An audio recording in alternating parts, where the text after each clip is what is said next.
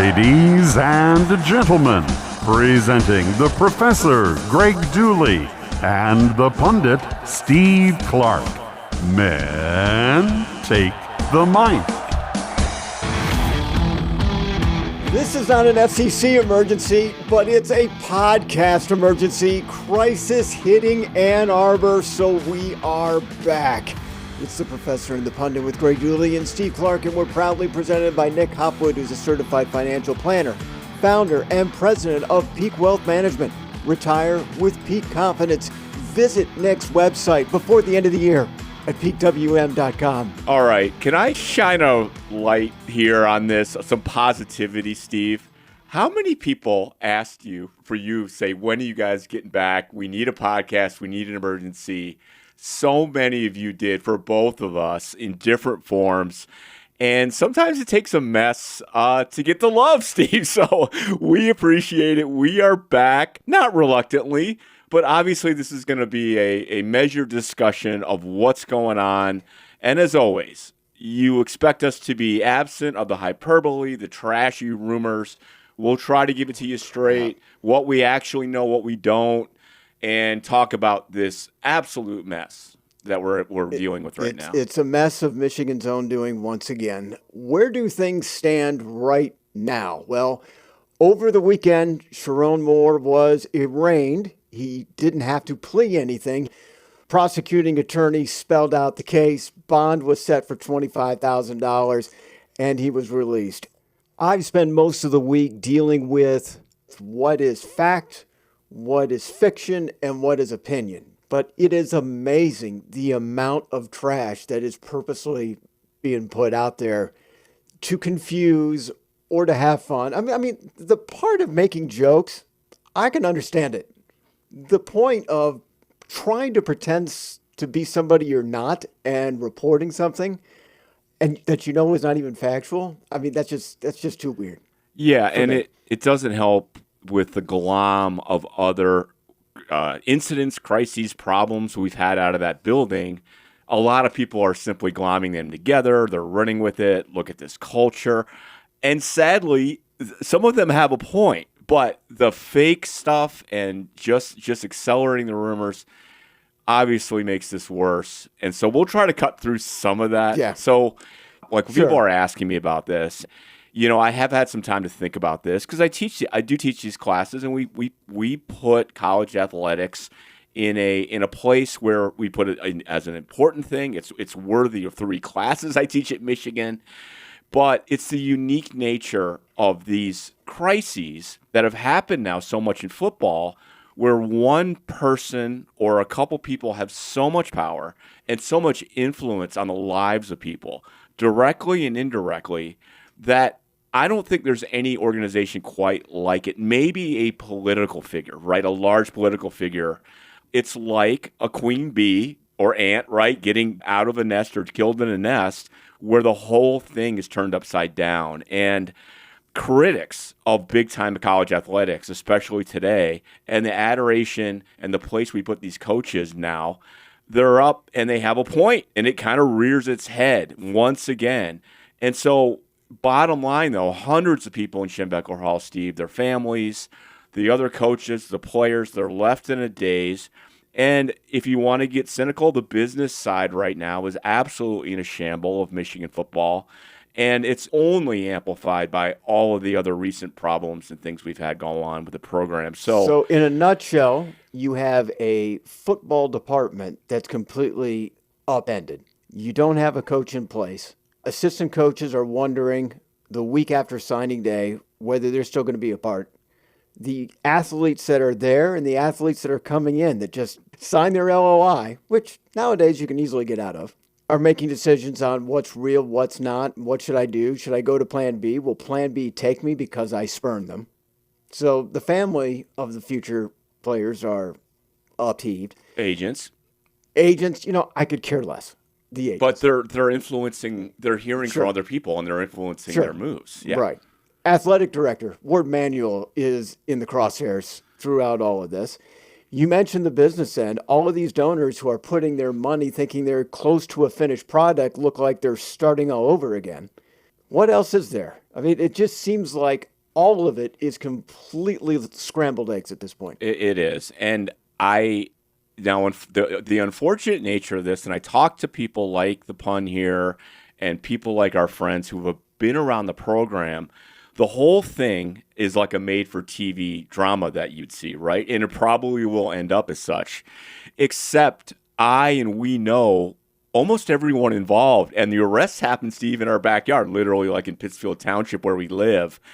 And then it's on multiple covers of the New York Post for days after. Okay, so let's go down.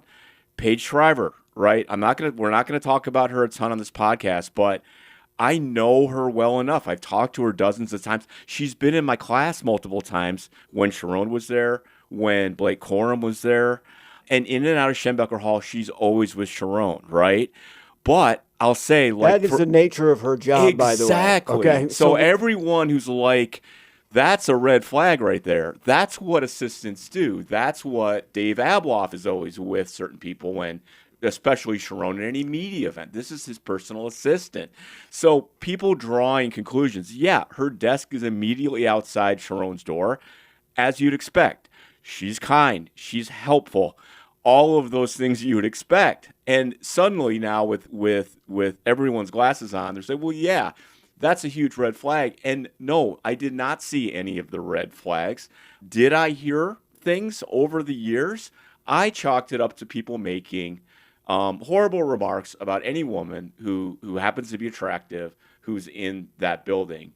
And I'll say this, there's like, well, everybody knew. I assure you that everyone did not know, especially a lot of the people in Schembechler Hall. It's people that are doing their jobs. It's a hard driving place. People aren't just hanging out at the water cooler talking gossip. They're all working incredibly hard. Sure, maybe some of the people next to Sherrone had a suspicion or knew or that he confided in, but the notion that this was just wide out there, I don't buy. Okay, I know and have met his wife. I saw her as recently as the Ohio State game with the kids.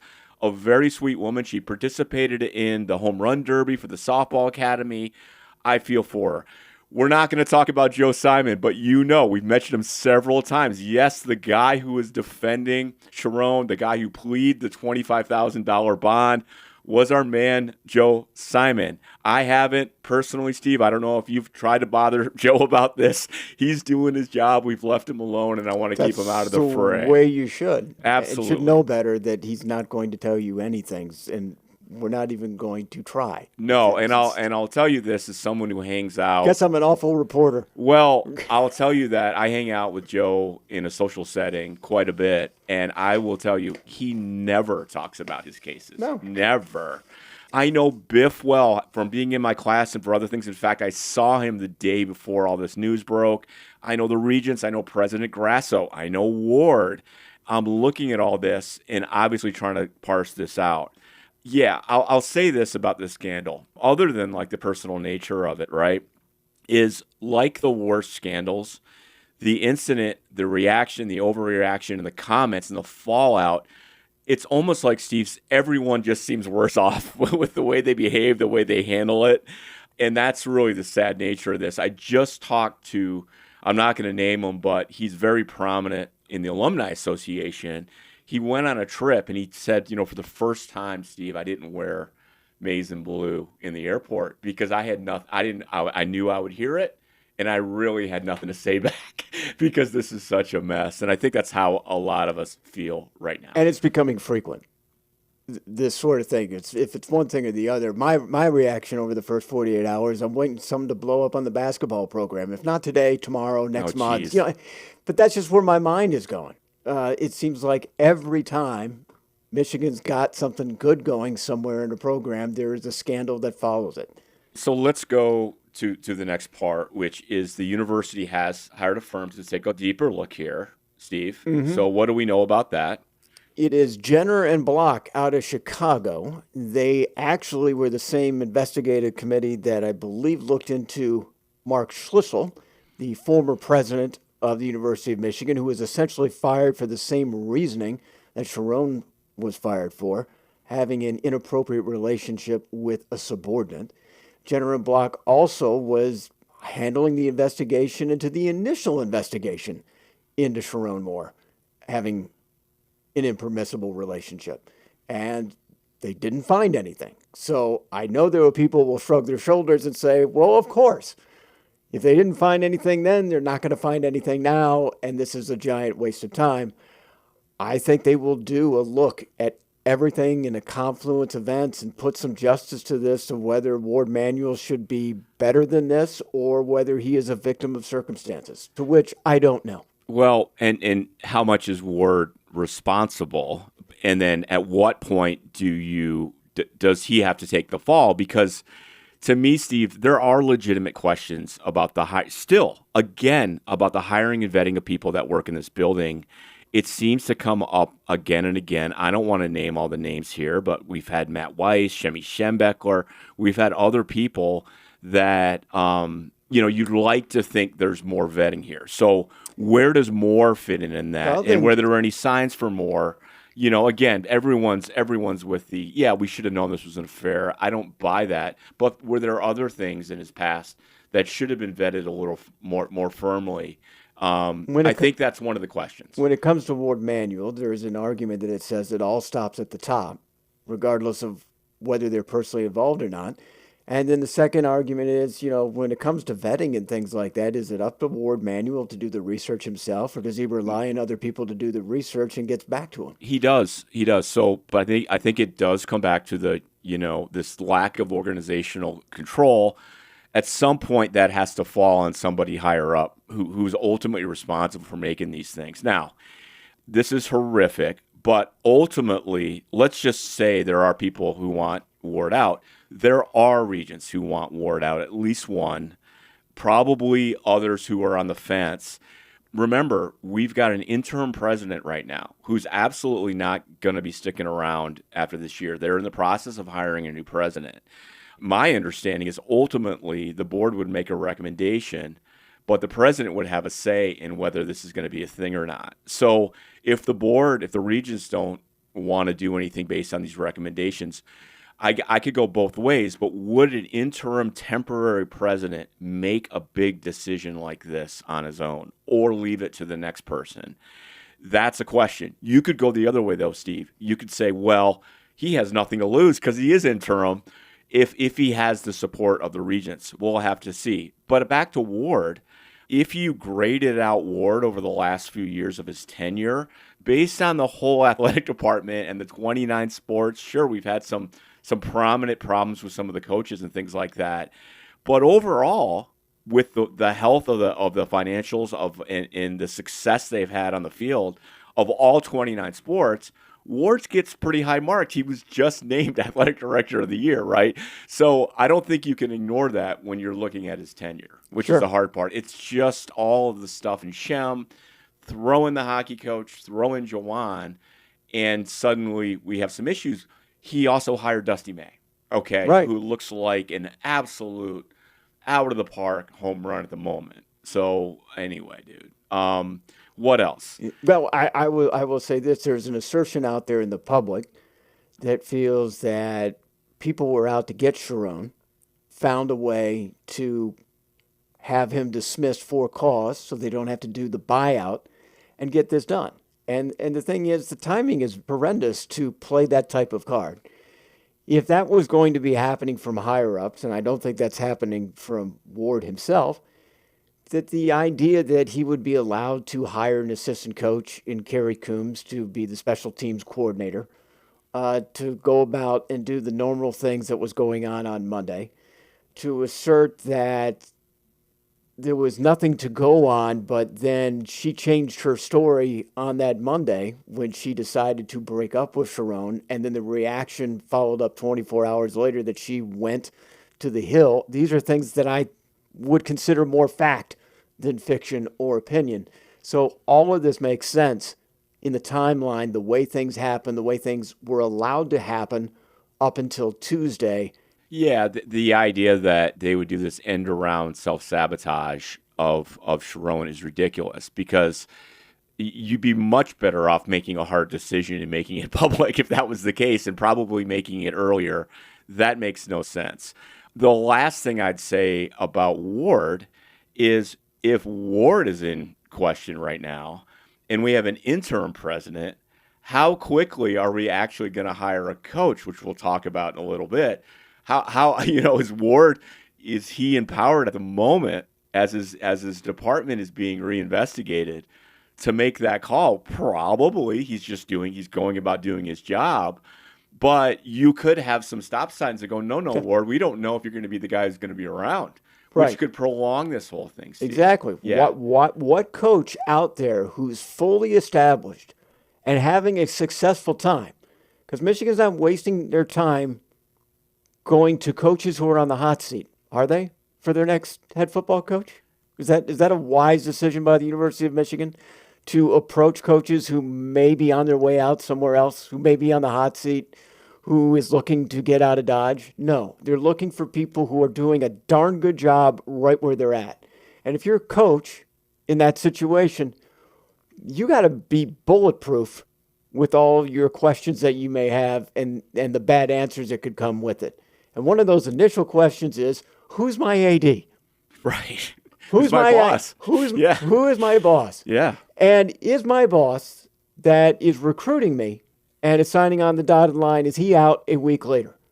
Then putting me in peril, because what do they always say during the offseason? Well, new AD in town wants to hire his people. That's what I mean. I think you could make a good case that Jonathan Smith would still be the coach at Michigan State if Alan Hauer were still athletic director. It's another reason why it's so unlikely that Sherrone would have been someone wanted him fired. Ward hired him. You want to give your guy a shot. It's human nature. So, for Michigan State, the things lined up to say this wasn't our guy. He's out. That was a factor, Steve, for sure, in what they're doing. Were there other signs? I bring this only to say, when you talk about the Counter Stallion stuff, we do know Sherrone deleted all the text to Stallions, right? And they found nothing of it. But looking back now, it is kind of an immature act, right? And so were there any other things in his background that maybe they should have considered before they hired him? So I got asked all the time, you probably did too, do you think Sherrone's the right guy? And my answer always was, I think this guy is going to be a good coach one day. Not anymore, of course. I don't think that's going to happen. I don't think anyone's giving him a head job. But I saw the signs, and what I ended with was, I hope it's at Michigan, right? I always felt like he needed time. But anyone who saw this, clearly a passionate guy, but that it would translate into something like this and this level of disaster for someone so responsible for so many people, never would have saw this coming. Never from any interaction with Sherrone would I have seen this coming in a million miles. Last time I saw him, in a social setting, he was with his wife, with all his kids at a Michigan basketball game. This was like 2.5 weeks ago. I'm going to backtrack a little bit. Sure. Just to help with this answer. You come at a time where Lloyd Carr retires. The Rich Rodriguez experiment was, in hindsight, horrible. Brady Hoke wasn't that much better. Jim Harbaugh seemed like an act of desperation that worked out in the 1% chance that Michigan had, as it seemed. Throughout the Harbaugh process, it looked like it was working, then it wasn't working, and then it got worse, and then it got kind of better, and they did all of these different experiments and culture things, and just things weren't getting right until it did. And you see the culture was in place. So when somebody would ask me, is Sherrone Moore the right hire? The idea was you wanted to keep the culture in place. You just won the national championship. You want to keep the culture in place as much as you can. Jim Harbaugh rated most of that good culture, and he was well within his right to do so. But that left Sherrone a little bit shorthanded. And then all of the graduation of the good players that moved on, it was going to be a rebuild. But Sherrone Moore and his staff were recruiting better than Jim Harbaugh was in his final 5 years. So things were looking up. It just looked like it was going to take a few years to rebuild. And they were doing it inside the trenches, where I think you need to do second. First is your quarterback. Bryce Underwood came. Now your offensive line, your defensive line, that's the second most important thing of putting together a sustained program. These things were working its way up. Now you just needed time. You needed a true freshman to be a sophomore and stop acting like a true freshman or handle things that a sophomore and upperclassman can handle. The lines develop. They get stronger. I think you're on your way. Now, everything is in disarray again. So Yeah. everything is up in the air. And I think there's a lot of coaches that say that Michigan job is great, but that looks like there's a lot of turmoil going on right now. Yeah, and as a footnote to that, while every building, you hope they're excited about the future, I think there definitely was excitement, and I think they understood this year that they weren't going to win a championship, but they did look to, say, next year and a half as a chance. And you saw the young talent play and perform where you have a lot of excitement coming into next year. And that has been absolutely snuffed, Steve. I do have a couple lighter things if we'd like to. Sure. Can we lighten it up just a touch? If you'd like. All right. So, sure, Steve. I've had some interesting guests in my classes. Mm-hmm. President Ono, and he, of course, adorned my office wall with a photo. Yep. And after President Ono played himself and left, that one got moved to the hallway, right out. Uh-huh. Well, don't you know, one of my most prominent photos in my office, of course, is me and Sherrone. Uh-huh. What am I going to do with that one? So, Lord Manuel is still hanging in my office as we speak because he's been a wonderful guest, by the way, multiple times. So I never, but it's not only that. We've used these people on my promotions for like our minor that we do in my classes.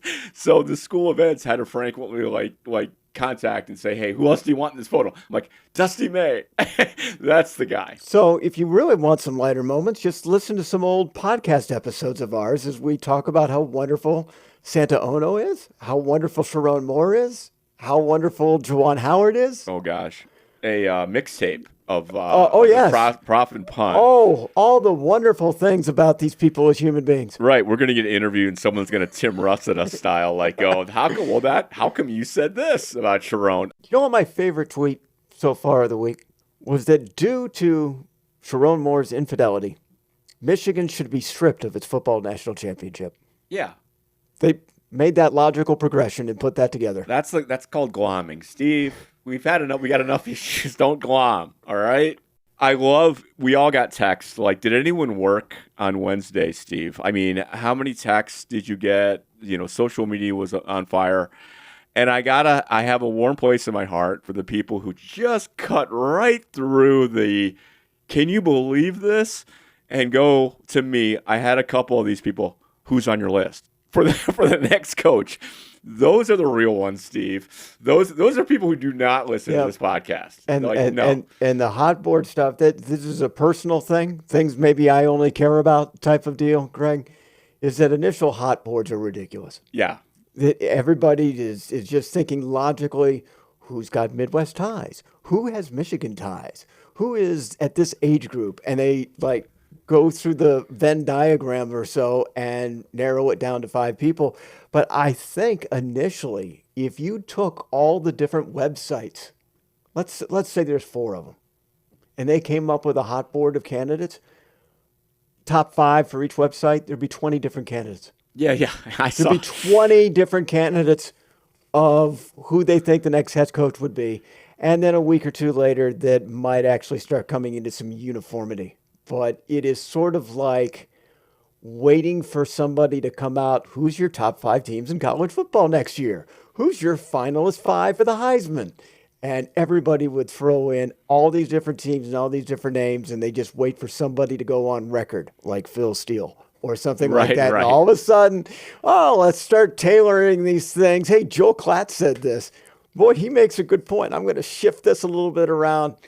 It's sort of the same thing with the hot boards. It drives me crazy. It is. It's maddening.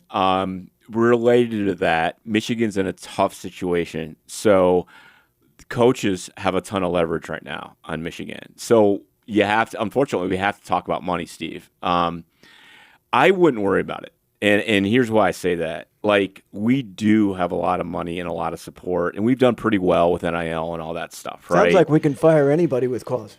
Well, but yeah, that helps too. If that's a big contract coming up, don't worry about it. We'll get rid of it. Yeah, we're good cause. at that. We're good at cause, Sorry, right? I couldn't help myself.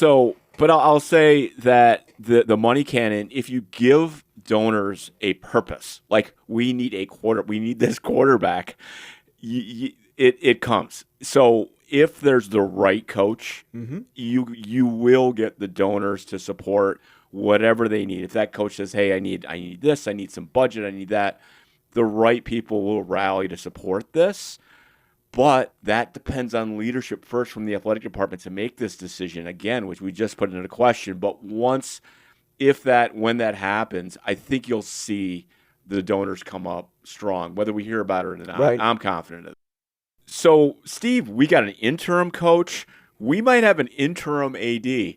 What does that mean for you? Hey, you have resources you need. You're at the end of the year. People are making decisions about their careers. Maybe some of your staff. Maybe you need the right people right now. Maybe your defenses are completely offline. Maybe you're offline in many ways. Who are you going to call to fix this? Who are you going to find the right people? Who are you going to find the interim resources, maybe as you wait for the next hire?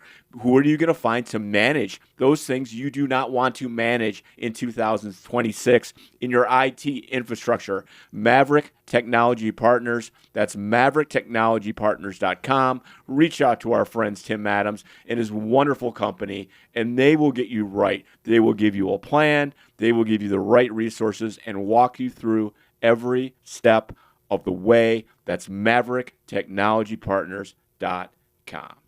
So, Greg, impromptu question. Yes. Name the one or two head coaches that if named the head coach at Michigan, you're just going to shrug and maybe toss your head across the room. Brian Kelly. Yep, that would be on my list. For sure. Who else have we heard? I'll do another one. Yeah, go ahead. James Franklin. Oh, James Franklin, absolutely. If either of those two people are named, I just might have to quit. Yeah, that's it. Like, there's been some names thrown out, and you cringe. And some people kind of want to move on from this, like even where Jesse Minter was brought up. But I think there's some people like, do we need to separate ourselves from that Harbaugh era? I'm not so sure about that. But, I think there's many people that wants to separate themselves from college football. Well, and Jesse Minter has got a good job going for him right now and could be an NFL head coach. And it used to be that being an NFL head coach or a coordinator took more work than it did a college football coach. Now it's not, because the recruiting is constant. In the NFL, I just concentrate on the players that I have in the room and the game that is coming up. Yeah, sure. Yeah. In the last 5 to 10 years, it has flipped. And a lot of people would love to jump into the league because it gets them out of college football. Yeah. Yeah, especially with the craziness and the other demands on coaches today. Absolutely. 100%, man. I take, when we talk about the coaching search, I do take some comfort in knowing some of the history. We've gone into really bad situations way before we were born, Steve, in 1937 with Harry Kipke, fired in a scandal. Gary Moeller, we remember, has brought up by some of the older folks, 1995 with the Gary Moeller incident. I'd lump the Fab Five sanction time period, Tommy Amaker and all that, as a mess. And Brian Ellerby. Yeah, a mess. Each case, we came out of it with the right leader. Fritz Kreisler in Harry Kipke's case, Lloyd Carr in Moeller's case, John Beeline in Hoops. And the one thing they all have in common is they have straight, clean reputations. They all happen to be Hall of Fame coaches. And for Kreisler and Beeline, they were like literally the chairman of the integrity committees, like for their various sports. I wonder if we are looking for somebody like that. There are some names. A lot of them are younger people, Steve. What are you hearing the most right now as far as names to make this? Well, I mean, a lot of people wanted to see Kalen DeBoer, and he put out a somewhat emphatic statement Sunday afternoon that he was not interested in not only Michigan but anywhere else. That could change after a loss, and Kalen DeBoer hasn't signed any type of contract extension, so until something becomes more confirmed, it's still up there. The same thing with Kenny Dillingham out at Arizona State. Word is that they're ready to put a new number up for him to stay, but none of that has been actually signed. Jed Fish seems to make sense. He He has moved around across his entire college career. When he left Michigan, he went to UCLA. Then he was at Arizona 3 years, did great. Washington was a battered team when Kalen DeBoer left, because there was not only so many seniors that were done, Kalen took the best talent with him. I know from previewing and researching Washington that they were extremely shorthanded. And it's one thing to say, look, they have only one returning starter from the 2024 team or 23 team coming back in 24. They didn't have enough people to practice 1v1s a lot of the time. And so things were getting better in year 2. They were 8-4. They were respectable. If Michigan fans are tired of the ground and pound offense and want to see Bryce light it up, Jed Fish will likely want to see Bryce light it up as well. Yeah. And take it. So I like the Jed Fish as a possibility. Nobody is saying, heck yeah, I want that, which means this could be a very prolonged environment. Again, factoring in and weighing the fact people want to know who your AD is. And that's why there's an investigation, too, in figuring out the culture at University of Michigan athletics right now. I've only heard good things about Jed Fish. And the hard part here is we can hear things, and we can hear agents reaching out and wanting to talk. That could mean nothing, right? It's just like an agent threatening, you threatening to leave your team as a player. You might just be bargaining for more money, right? And I'll put the same thing, Steve. So I checked Polymarket a couple times at the day we're recording this. Somebody put a huge bet on Manny Diaz this at 4 a.m. Monday morning. And I think there's a 0% chance we would hire Manny Diaz. I just can't see it, Steve. But that could easily be somebody in his camp going, look, somebody knows something about Manny Diaz. Do we need to re-sign him? Like those future markets. So I checked before we went on the air. Jay Harbaugh's name popped in with a big bet. Okay. How about John Harbaugh? John Harbaugh did not as far as a big bet, but Dillingham popped back up as a candidate, and DeBoer hasn't gone away. Right. So Dillingham, they thought, Friday, that's it. That's the number. That Friday number, that percentage number was over 50%. Yeah. That's gone down quite a bit because he's publicly talked about it. And this is what I think is going to happen. You're going to always have a list of 4 names, and as soon as somebody drops off, there's going to be another name that comes in. Eli Drinkwitz from Missouri is now the latest name. And it's basically, let's go through all the names that were in the conversation back in November when we had the Lane Kiffin, James Franklin, mysteries and potential vacancies. These other names are just going to pop up until they get eliminated, and it's just going to be what it's going to be. But I just don't see them hiring anybody tomorrow. I don't either. But remember, it could trade on information that an agent inquired, and all of it. Like there's only a handful of the big name agents out there talking, and someone hearing or overhearing. And it could be meaningless. It could be a mere, hey, what's going on with the search? Or, hey, can I talk to somebody in the program with no intent of leaving what you're doing other than to say you talked to them, which could get some people frantic. So it's interesting stuff. And for those of you who don't know, Polymarket and a lot of sites like this are places that were talked about a lot, like in the presidential election, where you can place bets on situations. Like are we going to go to a recession? Who's going to be the next president? Or who's even going to be the next football coach? And you can actually bet yes or no. There are terms that outlay it, and that's what happens here. But these things are interesting, but they can be easily manipulated because they're not massive, massive markets unless you talk about something like a presidential election. So, a $10,000 wager could probably pop Steve's name onto the Polymarket list. Wouldn't that be fun? Let's do it. Let's do it. Yeah, I'm gonna put. I've got some Pee Wee football in me. Yeah, you do, man. Flag. Good coach. Flag stuff. By the way, a lot of rings, a lot of belts. Yeah, right. A lot of belts.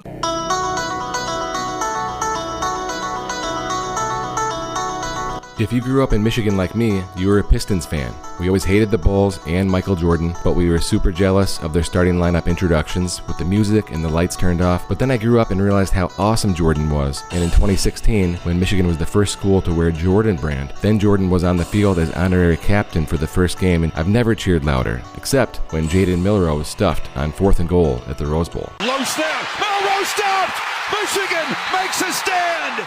Hey, it's Nick Hopwood, Certified Financial Planner with Peak Wealth Management. I want to introduce you to our new PCS program, Private Client Services, where our fees will now include your annual tax prep costs and getting your estate plan set up. Our clients love that their investments, financial plan, taxes, and estate plan are all tied together with us as the lead. If you're looking for a second opinion, please reach out to us at peakwm.com/mgoblog today. Greg, let me ask you another question. Please, I go talked about the one coach you didn't want here. Let's just say this question came from a listener, by the way. If you could wave your magic wand and any coach is available, who would you draft? And I'll give you time to think about it because I'll give my answer first. Go ahead. Dan Lanning out of Oregon. I like his age. I like his enthusiasm. I like his attitude. He's worked as a head coach, as an assistant with big-time programs at Oregon and Georgia. He was a GA at Alabama under Nick Saban. Doesn't have Midwest ties, so to speak, but I'm okay with it. With 4 teams joining the Big Ten, he was the first one to understand, receive, and make the necessary players change up front in the trenches to play in the Big Ten. Jed Fish knew it, couldn't pull the trigger fast enough. USC knew it, lost all the recruits to Oregon. Dan Lanning knew we have to change our style up front on both sides of the ball if we want to compete in the Big Ten. And it was obvious in the way they went in the portal, and it was obviously in the way that they recruited. But again, I like his enthusiasm. I think people do gravitate towards him. His Oregon teams play a wide open style of play that features both the passing and the running game. Oregon may chuck it down the field, but they certainly are not a finesse team, if you know what I mean. I think their personnel right now, and it's what has been for a while, is wildly reminiscent of the talent-laden Michigan teams from Gary Muller's 1990 teams.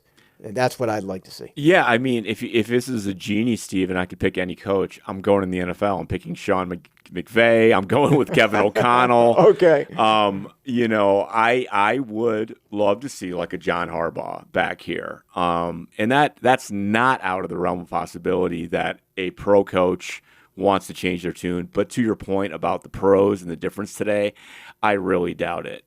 And you can't bring your pros with you to Michigan. Yeah. That's a problem. That's right. That's a problem because yeah. We're going to find out that all of these schools lose half the roster when a coach leaves, and then like another half of it goes away once they find out who the new one is.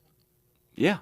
And you have to bring guys with you. You have to be an existing Sometimes college more. coach to Yeah. bring guys with you. Otherwise, you're really starting all over like Bill Belichick completely started over. I give so much props to, Kurt Signetti, but I wouldn't want a guy like he's just a little too out there, a little too strange. He'd probably do great if he can make Indiana that great. I heard Rich Eisen talking about this, and he said, it got me thinking about, well, what do you want, right? And he said, well, we need the football version of Dusty May. Well, that sounds great, right? An established guy, maybe at a smaller school. But there is some alignment and argument for this. And people talk about those things like Michigan ties, Midwest ties. Okay, yeah, sure. But you do need someone says, well, you need someone who's good at NIL, and you don't need someone who's good at NIL and portal, right? I don't know if that's a thing. What you need is someone like Dusty May, unlike Juwan Howard, who picked up the phone and called people for help and got the help. And on the other side of that, someone, and again, I know Dusty May's been here like a minute, but clearly has some, next level evaluation of talent, at least his staff does, to bring them in and get the right character and right fit for the program. Just watching these guys play, even in football with all the staff you have, we need somebody like that. Lanning's a great call, Steve. You talk about Midwest ties, though, Greg? I think ahead. there was only one recruit from the state of Michigan that is in this year's class. As much anymore? Yeah. It seems like it has not mattered to Michigan that much anymore. Maybe with the, again, let's go SEC paying people under the table. They kept a lot of those guys home. Saban's lamented about it. Maybe that's opened up the recruiting nationally where you guys have more opportunities, and we've had some success. We'll see. If we hire someone in the next few days, Steve, we're going to have an emergency episode again, and we'll be back in here. But in the meantime, as one of the other texts I've been getting is at least basketball and hockey and women's basketball is doing so great, which they are, and they're a delight to watch. And this is unfortunate. This is horrible. But we do have this other side where we have this remarkable set of teams on the other side of the ledger, which does make this nice. And I have noticed that I'm not thinking about football as I'm watching Michigan basketball run away with another massive victory this week on the road at Maryland. Michigan basketball 2-0 in Big Ten play after the weekend, 101-83, as you mentioned, over the Terrapins. They trailed by as many as 9, that being Michigan, and it had people wondering what if, because the Terrapins, who had lost by 19 at Iowa last week, lost their leading scorer, Farrell Payne, and then lost another player to an ejection. Payne was having a good game defensively. When they lost the second guy, that was when the 9-point lead was there, and it evaporated. Yaxel, triple-double, nearly. 29 points, 8 rebounds, 9 assists in a 40-minute game. We talk about triple-doubles with nearly 30 points in the NBA. That's a 48-minute game. Okay, this is a great reduction. 29, 8, 9, amazing. Mara with 18. Elliot Cadeau with 12 and 10 assists for his double-double. David Coit for Maryland went off, hitting 8 triples out of 12 attempts. This is the second straight game, if you go back to Villanova, where one player on the other team is on a heater for a while. For Coit, it was basically the entire game. But the Wolverines shot 63% from 3. They had 9 blocks. The fast break points were 24-5 for the Wolverines, who also had single-digit turnovers. I was amazed that Maryland was playing them that close to begin with all of those statistics that were so positive in front of the Wolverines. But the basketball team plays right now only 2 games between now and the end of the year. I expect the bench is going to get a lot of playing time against LaSalle and McNeese State. And I think people over the holidays, Greg, are probably going to start looking, when's Michigan going to lose? Yeah. When is Michigan going to lose?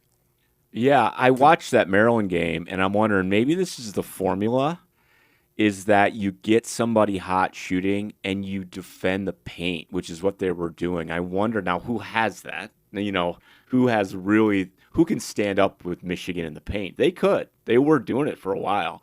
Does State have those guys in the paint, where they could hang with us, especially on the road in East Lansing? What a wonderful question to ask, Yeah. But you do wonder.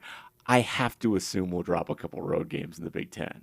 Could do it, yeah. but I bet people are speculating. Could we go till February without losing a game? It's wild, man. I think Michigan plays at Michigan State in late January. Look out for Oregon. When Michigan has to play out there on the West Coast trip, that could be a possibility. And who knows, Greg? I mean, nobody saw Michigan State playing a tight game at Penn State with two minutes to go, and essentially the game is tied. So these things happen. Again, Maryland had a 9-point lead over Michigan in the second half. Nobody saw that coming either. It's going to happen. It's just a matter of when. We're going to enjoy the ride. Some surprises in the Big Ten just to keep notice on in the background. Nebraska, undefeated this season still, a 30-point win over Wisconsin, and over the weekend, won on the road at number 13, Illinois, on a near buzzer beater. Look out for Fred Hoiberg's group. It's taken a decade, but I think he's putting something together, at least for this season. The I think Michigan, the mayor, Fred Hoiberg, plays. I think they only played Michigan once this year, and the other team not so much. But do take a look. Iowa, they've got 9 wins, 2 losses. Their 2 losses are to number 7 Michigan State and number 4 Iowa State by just 4. Now that game against Iowa State was right after Iowa State manhandled Purdue. And over the weekend, Iowa at home was up 61-18 on Western Michigan in the second half. 61-18. Very Michigan Wolverine-like against an opponent, as at least the way Michigan has played over the last few weeks. So there's other teams doing it too. Right on. The other subtext with Michigan basketball is will they score 100 points, right? Which we got a late layup to go over the 100-point mile, and I don't know if the players care, but they did seem to drive to the hole. I think they care. I think they care. Triple digits. Do we win Buddy's Pizza or something? How does that work? I don't know. That's something very universal. No matter what generations have gone by, they still, can we get 100? Can we? Yeah. Can we get 100? We'll get 100. So we don't know how this is going to look. We know Biff Poggi is in place as the interim coach. And we're heading to play the Texas in the Citrus Bowl, man. I'm seeing all the promotions from the Alumni Association about it, the trips. I even saw, Steve, they're going to feature a Cheez-It encrusted chicken leg or something like that at the game, which sounds delicious. But yeah, we got this one coming up. What do we know about Texas as we head into this one? Just a couple of points. I'm not going to get through all of them because we've done a lot of time in this podcast already. But Texas edge rusher Colin Simmons is their guy on defense. He's one of the elite pass rushers in the nation. 11 sacks on the year, really disrupted. He also has 3 forced fumbles, potential first-round pick. But he ain't going in the NFL draft in 2026 because he's just a sophomore. Just like Jeremiah Smith at Ohio State, they've only played 2 years. Michael Taft is a great story. He's a Burlsworth Trophy finalist. What the heck is a Burlsworth? Well, it's given to the best player in college football who started their career as a walk-on. And so I believe he plays safety and was a semi-finalist for the Thorpe Award. That's pretty decent. Anthony Hill Jr. was a finalist for the Butkus Award. How about this for a stat line? Tied for second on the team in tackles. He's got 4 sacks, 3 forced fumbles, and 2 interceptions. Key to the game, I think, and styles. You know Michigan's going to want to pound the rock and run with the football. Texas is number 10 in rush defense, just ahead of Michigan at number 13. But I wanted to break it down a little bit further since Michigan is stubborn with the run. And Ohio State held Michigan to -8 rushing yards in the second half. I wanted to see what Texas does in second halves. And I mentioned they're number 10 overall in rush defense. In the second half and overtime, they're number 3 in the nation at holding teams to just 36 rushing yards. And they're number 2 in the nation at allowing just 2.31 yards per carry, which means Texas's run defense just gets better as time goes along. Not only in total yards, where maybe teams have to play catch-up and throw the ball in the air a lot more often, but the idea that they're only getting 2.3 yards per carry in the second half suggests that it's going to have to take a lot for Michigan's offensive line and their run game to make it a consistent threat in the second half. Great. All right. Well, I'm looking forward to it. Isn't that exciting? Yeah. Well, as best we can, Steve. You found this is some interesting news off the field. Are you ready to go to that? Because yeah. I think a lot of people might care about this. Okay. Steve. All right. We'll put this in there. We haven't played this team in a while. Nobody cares. Everybody knows nobody cares. No one cares. Nobody cares! I care. All right, transfer news. According to an ESPN report on Monday afternoon, Nebraska quarterback Dylan Raiola is transferring. You may remember that Raiola broke his leg in early November. That ended his season.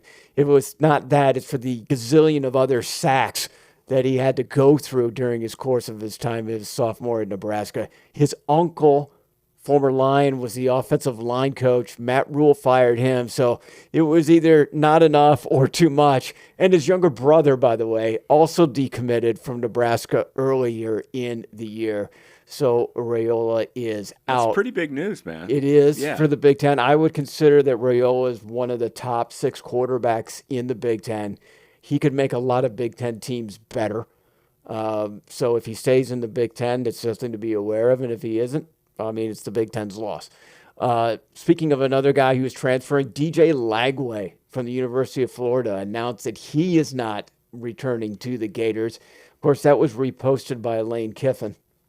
Perfect. He is a beauty, isn't he? Yeah. So DJ Lagway, he's known more for his scrambling than his ability to pass down the field. But if he were to get with the right team and with the right coach, they would definitely be a playoff contender. So that's kind of big college football news. And as these, playoff games are starting to get together, They'll be playing this weekend. I'm not seeing any big upsets, Greg. I'm thinking like Tulane and James Madison is going to go down in the first half, and that's going to be it. But the interesting games, of course, would be Texas A&M and Miami, Oklahoma and Alabama. Michigan fans should be paying attention to the Oklahoma-Alabama game in case Alabama loses, and you'll watch the tide turn, so to speak, Whoa. on Kalen DeBoer and how much they love him. If they see Alabama wins, they will love Kalen DeBoer. If they lose, they will be ready to run him out of town. Paul Feinbaum thought that Kalen DeBoer already would be an excellent choice for the University of Michigan, which just tells you that he wants Kalen DeBoer out at Alabama and thinks, what could hurt Michigan more at this point? Hire Kalen DeBoer, a guy I don't like, even though he doesn't publicly say that. Just reading between the tea leaves. That is the difference between my fact, fiction, and opinion that are so spread out about this whole Michigan situation that you're trying to read through. If there's a guy we can't shake, it's Kalen DeBoer. We keep playing him, for different teams. Now get this, Steve. I might go to the Rose Bowl to see Indiana play, and I might see him again. You should. Kalen DeBoer, we'll see. You should. You should do the same trip. Can you do the same trip? I might have to call Nick and see where my finances are, because if you remember, Steve, it's very expensive to go out there to L.A. But my son is a Hoosier, and I am a Hoosier. And so all those people trolling Michigan fans for cheering for Indiana, I actually have a degree from Indiana, so I can say it. So I'm happily do. So I'm exploring that. So we will see. So you had a nice trip with your daughter. You can now duplicate this just a couple of years later with your son. Good luck. Thank you. I think you should get airline tickets and then get airline tickets out of Indianapolis and then wait for the highest bidder to buy your tickets. Very good. Well, we end on a good note, Steve. Go Blue? Go Blue. Yes. All right, there we go. We'll pull it together for next time. Thanks, everybody. And thanks for all the love, by the way, for the podcast and having us back in here. We'll see you next time. We'll know a lot more then.